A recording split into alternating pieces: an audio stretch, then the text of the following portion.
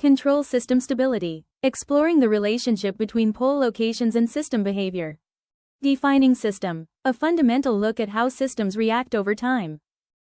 The concept of stability. Stability describes how a system reacts and settles over time. A stable system settles to a fixed point as time progresses. Regardless of where the function starts, it eventually decays towards zero in a stable configuration. Understanding instability. An unstable system does not settle down to zero. Instead, it diverges toward positive or negative infinity as time increases. Even if the system starts very close to zero, any disturbance leads to explosive growth.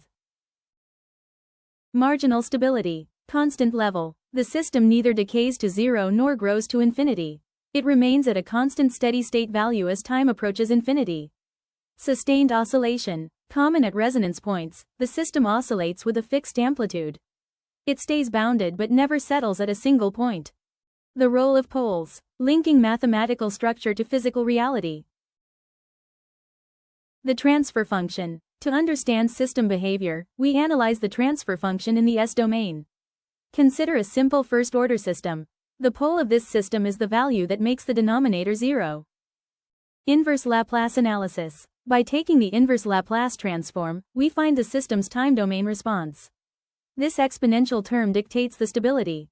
Assuming zero initial conditions, the system's reaction depends entirely on the value of the constant A. Pole versus stability matrix. Visualizing decay versus growth. The general principle. Negative poles.